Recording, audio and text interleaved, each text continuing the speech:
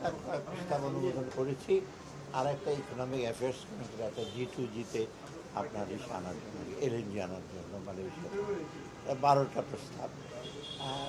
বিশেষ ইসে হলো আমরা চাল আছে নন বাসমতি চাল আনার জন্য, এবং সিদ্ধ চাল আনার জন্য। এখন বাজারে মোটামুটি আতপ চালের স্টকটা ভালো আছে, কিন্তু সিদ্ধ চালের জন্য ওটা দিয়েছি।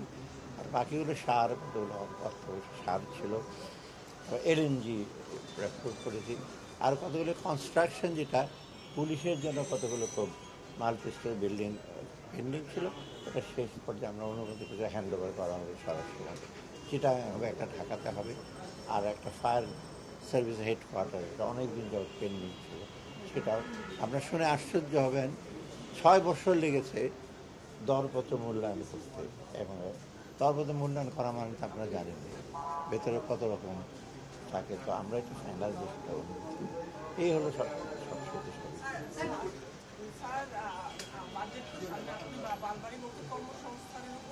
আচ্ছা বাজেট তো আজকে যেমন বাজেট অনেকগুলো প্রতিষ্ঠান এখনো 5 আগস্টের পরে বন্ধ হয়ে গেছে, যেখানে অনেক কর্মহীন মানুষ আছে, অনেক বন্ধ আছে।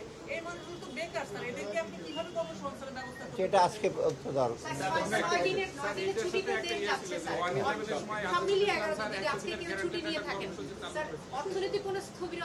না না না, অর্থনীতি আমি তো সব কিছু ইভেন আমরা বিশেষ পরিকরে ইভেন উপদেষ্টা মন্ত্রীর সদস্য বেশিরভাগ আমরা ঢাকা থাকবো, একটা কথা হয়েছে, দরকার হলে সেই বন্ধের মধ্যে আমরা দপ্তর মিটিং করবো। সো এটা আটকে থাকবে, এটা আমাদের মধ্যে কথা হয়েছে। বেশিরভাগ আমরা সবাই ঢাকা থাকবো 2 একদিন। আর সচিবটা যদি বাইরে যায়ও, দেশে থাকলে তো অসুবিধা নয়, বিদেশে গেলে আমরা জুমের মাধ্যমে ইচ্ছে করি। সেটা আমি ওয়ার্ল্ড ব্যাংকে থাকতে ওগুলো অনেকগুলো মিটিং করেছি, সেগুলো অসুবিধা হবে না। না না না, না না, আমরা তো আজকেও তো চাল আনতে বলছি, এটা আনতে বলছি, আমরা তো এদিকে খুব সজাগ। আর অলরেডি তো আমরা এক পক্ষ আলাদা টিসিবির মাধ্যমে আমরা ইস্যু করছি। আজকে আবার একটা প্রপোজাল আসছে, আমি জানি না কটটুক, যে আলু এত এক্সেস, সেটা কীভাবে দেওয়া যায়। কিন্তু এটা প্রবলেম আছে, বেশি দামে কিনে সস্তা দামে দেওয়া আবার ডিফিকাল্ট। আলু তো বাজারে আপনার যে দাম আছে,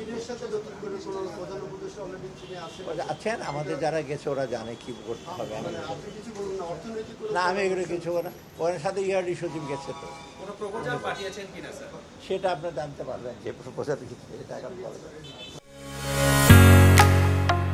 ঢালাইয়ের সেরা প্রিমিয়ার সিমেন্ট।